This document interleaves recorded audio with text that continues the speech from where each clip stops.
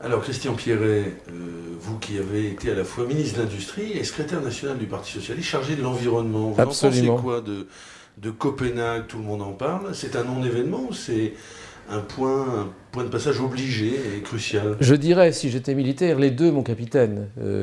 C'est à la fois un événement intéressant parce qu'on va y parler d'une coordination internationale pour appliquer une sorte de deuxième Kyoto qui a reçu finalement peu d'applications par les grands pays, en particulier n'étant pas signé par les États-Unis, qui sont un des grands pollueurs de la planète, on n'a pas vraiment rempli nos objectifs, alors même que la France, le Japon, la Suède, tous les pays qui sont très électronucléaires remplissent facilement les objectifs de non-pollution et de réduction d'émissions de gaz à effet de serre.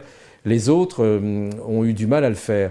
Et puis c'est important parce que c'est la première fois qu'un grand pays comme la Chine, qui est la troisième ou quatrième puissance économique mondiale et qui est un pays très polluant parce qu'il utilise beaucoup de charbon pour son énergie, la Chine va participer à ces travaux. Bref, qu'on en discute, c'est une bonne chose. Que l'on se fixe des objectifs de limitation des émissions de gaz à effet de serre, c'est une excellente chose. Que l'on s'occupe du climat avec tous les pays développés et les pays non développés, c'est aussi très bon. Que l'on dise aux pays sous-développés, et c'est là que commence ma différence avec les objectifs, vous devez un peu vous serrer la ceinture en termes d'émissions de gaz à effet de serre, parce qu'au stade de développement auquel vous en êtes, vous êtes très polluant. C'est leur dire, après tout, regardez ce que je dis, écoutez ce que je dis, mais ne faites pas ce que j'ai fait, moi, pays développé, où j'ai été très polluant, moi aussi. Et donc, il ne faut pas... il faut trouver plutôt des solutions qui permettent aux pays non développés, aux pays qui sont aujourd'hui encore en marge du grand flot de l'économie mondiale, qui sont souvent d'ailleurs des pays à forte croissance, mais très très très polluants. Il faut leur permettre d'assumer leur entrée dans la mondialisation et de le faire avec la conscience de notre responsabilité à nous, pays développés. Et puis peut-être, ajouterais-je, alors vous le prendrez peut-être comme un trait d'humour ou comme un trait de contestation, je n'aime pas les idées à la mode, car je trouve qu'elles sont toujours très faciles. J'ai écouté l'autre jour une émission dans laquelle un de mes amis, Claude Allègre, contestait avec sa verve habituelle et puis son franc-parler, peut-être parfois un peu provocateur, mais ça remplit une fonction saine, la provocation. Je l'écoutais dire que l'histoire du réchauffement climatique n'était pas forcément aussi assurée que cela. Il y avait des périodes où on constatait un léger réchauffement climatique, sur un siècle, 2 degrés, paraît-il, et des périodes où l'on constatait au contraire un léger refroidissement climatique. Il y a des pulsations dont la période est lente, il y a des pulsations dont l'intensité et l'amplitude plutôt est faible. Peut-être sommes-nous aujourd'hui dans un cas comme cela, dans le sens du réchauffement.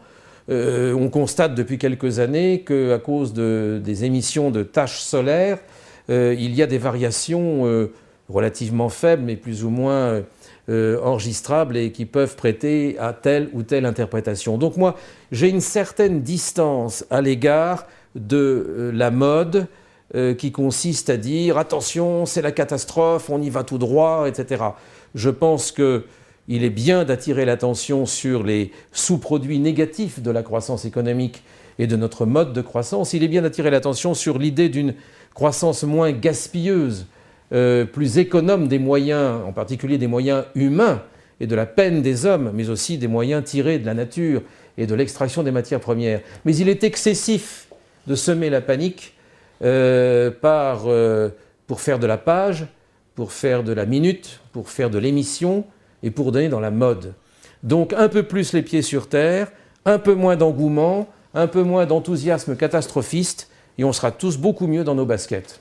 Sauf qu'aujourd'hui, les grandes gueules et les coups d'éclat, c'est ce qui marche aujourd'hui pour exister. Est-ce qu'il ne faut pas faire des coups d'éclat comme Greenpeace hier à l'Assemblée nationale? Justement, si c'était sérieux, ça n'aurait pas besoin d'enfreindre toutes les règles de sérénité et de respect de l'institution républicaine qui sont celles qui régissent l'Assemblée nationale.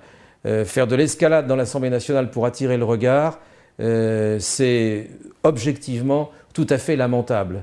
Et les Greenpeaceux qui se sont rendus coupables d'une pareille introduction dans l'Assemblée nationale ne respectent ni la démocratie, ni ses institutions, ni l'élection au suffrage universel des députés.